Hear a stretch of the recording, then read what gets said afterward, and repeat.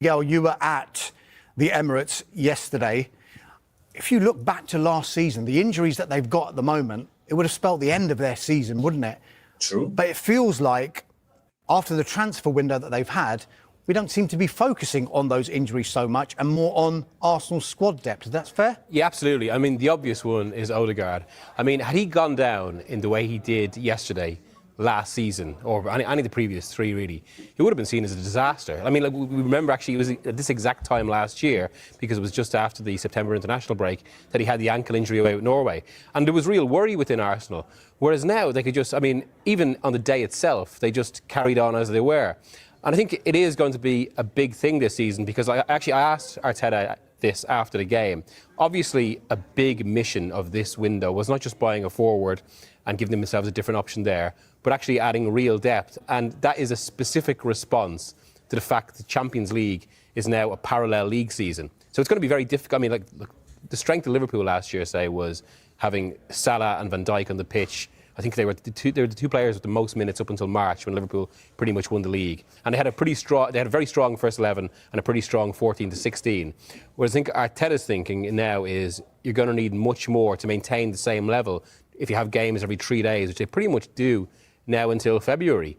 And also, it's funny actually as well, I was talking to people at Arsenal yesterday who felt a little bit aggravated, maybe with some media, about, like myself, about the reaction to the Liverpool-Arsenal game 2 weeks ago, because they felt basically, you know, there's obviously a lot of talk about whether they're, whether that was a psychological blow in a title race, whether it showed they can't get over the line, because they felt it was just two teams showing each other respect, settled by a wonder goal. But Arsenal really... Exactly. Two teams showing each other respect. Now you're talking like this, though. I didn't have to say you did a bit of the objective, because some other people, they were not looking at it that way, because some people felt Liverpool came to play. Forgetting that Liverpool said they fear, this is why they look after and say, hey, you are too good, that's very, very cautious. So I like the fact that you are speaking truth to power. Let's continue. Feel they're there, and I think that depth points to that. Of course, I mean, the proof will be as the season goes on, but it does feel a pretty significant evolution from last season. Evolution. Riyadh, welcome back, by the way. It's been far too long. I didn't want to point this out, Darmish, but I think I was actually on the last show of the previous Carnation, so let's hope it's not an omen. Well, you're most welcome. You're most welcome. And you were at the Emirates as well. I was. Yesterday. Miguel mentions evolution. Is that how you're seeing it? Because if you look at the injuries, he just mentioned Odegaard, but Saliba's not there. Mm-hmm. Saka's injured. Ben White wasn't there. Right, there are a couple of others who I've probably forgotten as well. And yet, seamlessly, they seem to be rolling on. I think that's the key point, isn't it? The squad depth there. And Arteta's made a big play. I'm wanting to have two players for every position. But you look at that bench yesterday, where they're able to give Declan Rice a little bit of a breather, still completely dominate the midfield. They've got Trossard, they've got Martinelli on the bench. They've got real depth, and as you say there, they've still got Saka to come back in. They've still got Saliba, who are two of the absolute key players in that squad. So Havertz as well. So they've got real depth, and I agree with what Miguel's saying there about an evolution. I think we've still got the same question about whether or not they're going to be. They've got no shortage of creativity, and it's about putting those chances away. And Gyökeres, he's got 3 goals. He scored another one yesterday. He, for me, seems to answer that question.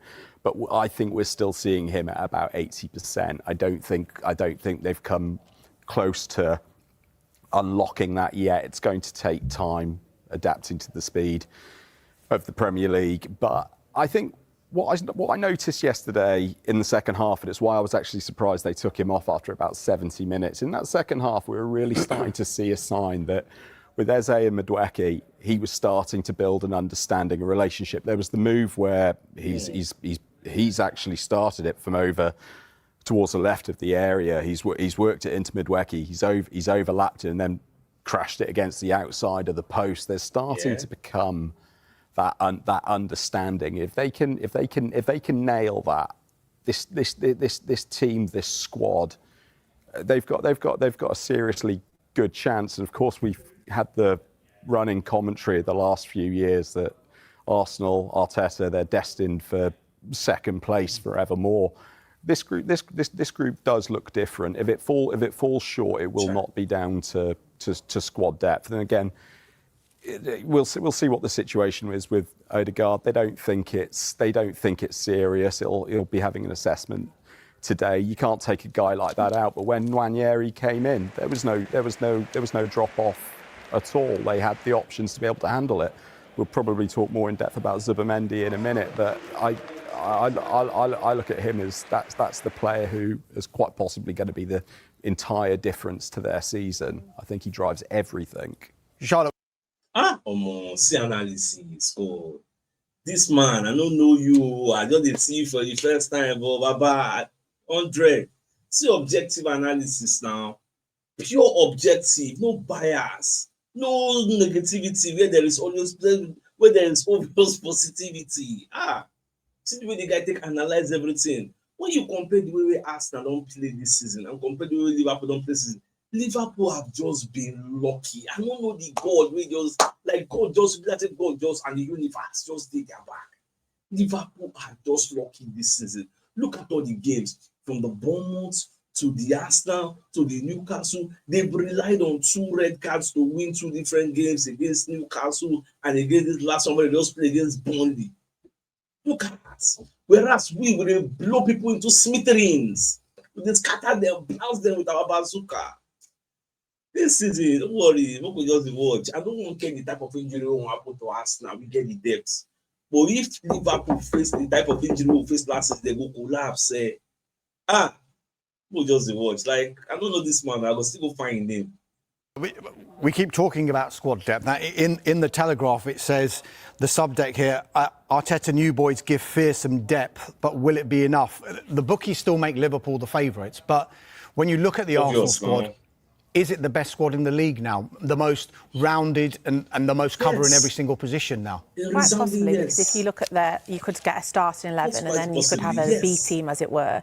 And someone said to me the other day, if you look at the B team, they're good enough to compete like nearly at the top of the table. You see what they do when I talk now? When I remember the day when I talk, say, our second 11, they're good enough to win top 4. Some people, they argue in the comments, I took exaggerate. Our second 11 could die. They go make top 4 for this league again. They go make top 4.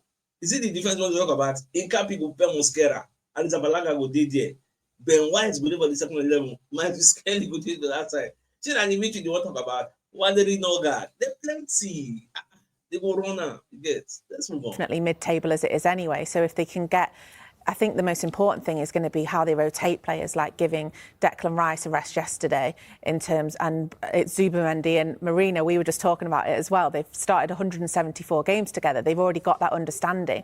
They've managed to build a team here who have already seemed to be clicking. As Riath just said, the front 3, this is the first time that they'd all played together. It didn't look like that. So in terms of squad depth and the way that these players, across both, if you were to put them in an A and a B team, the way that these players are already connecting across the whole squad, I think that's going to give them a real advantage. But I don't think, as Riaz said, that it might not be the squad depth that sees them come short. I think there's a mentality, not an issue, but I think that's going to have to be something that they're going to have to really get used to get them over the line, because this is a team that has continually finished second. So those little bits to get them to beat Liverpool and to come first, I think that's going to be the difference rather than the depth. I think obviously the depth, they've got 2 players for every position now, so that excuse now is totally gone.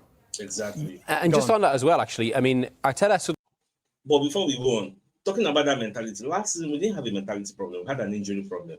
Last 3 seasons. Oh, no, I don't think it was a mentality problem that stopped us from finishing second, and not taking first. No.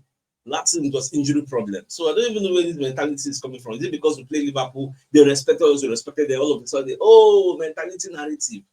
I don't really buy that. That's where I disagree with your analysis, but you are spot on with every other thing you said. He has a new challenge, although one he probably likes, which is maintaining the sort of chemistry and energy and vibrancy that you need for a title challenge, but also, and suddenly, he's got to tell, 11 players every week that they're not playing and ensuring they feel involved. Look at Lewis Skelly say. I mean, he was someone who was so central to Arsenal last season, and he's barely played in the game so far. In fact, like England was his first start of the season.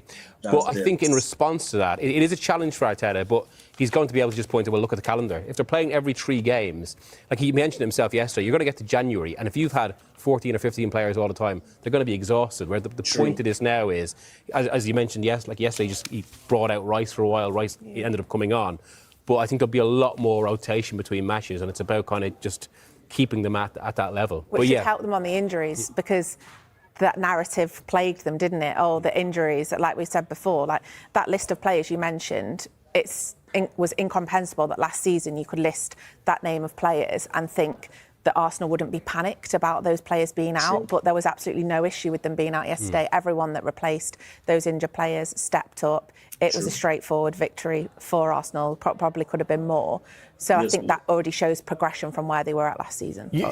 Sorry, I don't want to just cut in there, Dash, but I think it's really interesting what Miguel says there about keeping them all happy, because I think objectively and being rational about it, there are going to be enough games to go around, but it never works that way, does it? You will always have players who are unhappy, and Lewis Skelly is the case in point. It looks very hard in this current system to drop Calafiori, but and they've got Hincapié as well. Exactly. So he's going to be looking at how, obviously we'll probably talk about the Kobbie Mainoo situation later, but players in their nature, they won't look ahead and say, you know what, I'm going to be your man for November. I'm going to be your man for January. I'll get my games in. They won't look at it that way. They want to be in now. Well, hasn't Gary Neville actually spoken about that? Was Ferguson's great strength in terms of managing rotation, that he would say to players, right, you're not going to be used much in October, but November is the game for you, son. And they'd go and get themselves pumped for that, even though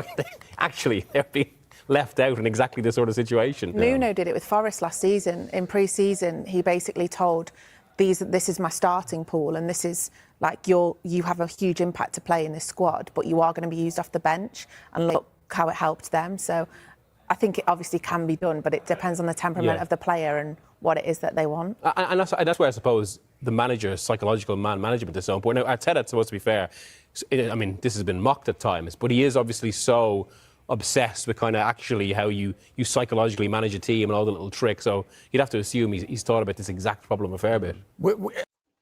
Talking about this depth, you get what's in there, not really add for this analysis, so I want chip in. Now, the way we buy players, the way we have our squad, we don't really look at them like, okay, first 11, second 11. No. Instead, we decided to buy a big pool of starters, first 11 members.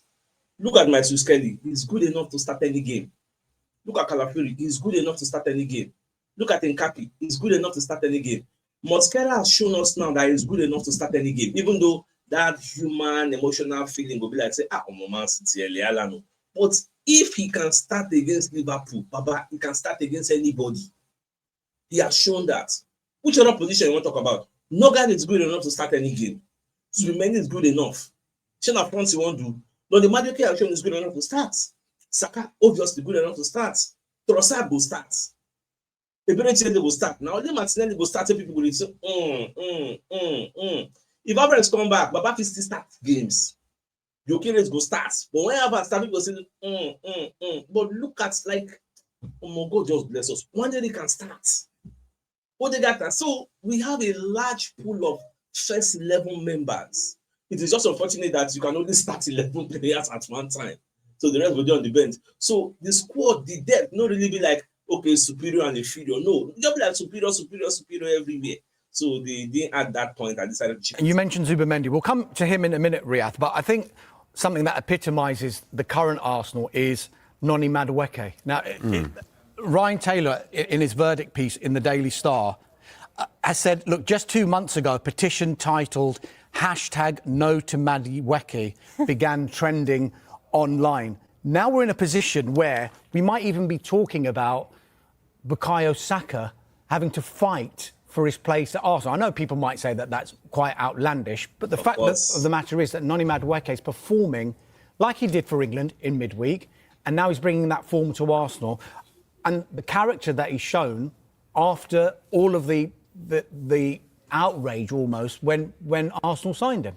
Yeah, for full disclosure, I did do an item in a column saying that I thought it was a very overpriced transfer and expressing some cynicism. I would add I did not sign a petition, but...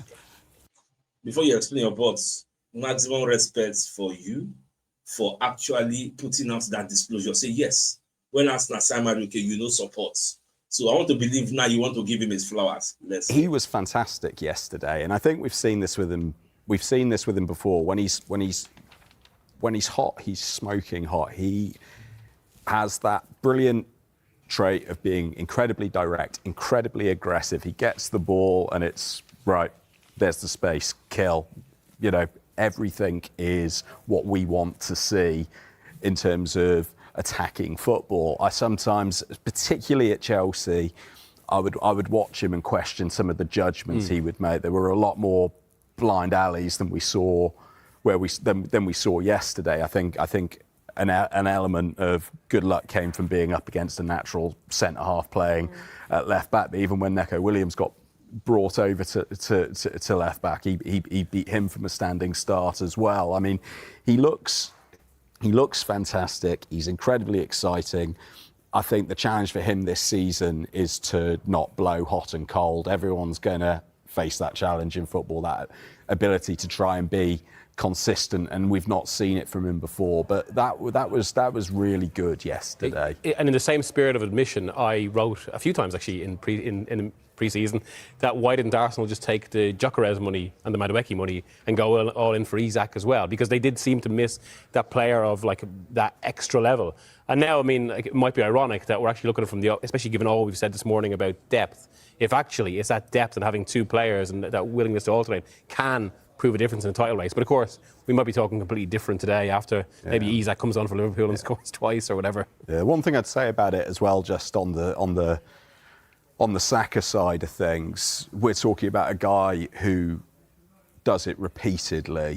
Saka there's no question mark whatsoever about his quality and his ability to sustain it. So I think it's going to be a great scenario for Arteta to have when Saka's back and he's fully fit. Have these two guys if they're both burning hot at the same time. But at this stage, it's very early with Madueke. It's just that the signs are so encouraging, and I had him as the best player on the pitch yesterday. I love watching that guy get the ball and have a run, but you know, when we see him play against a few more natural fullbacks, we'll have a fuller idea.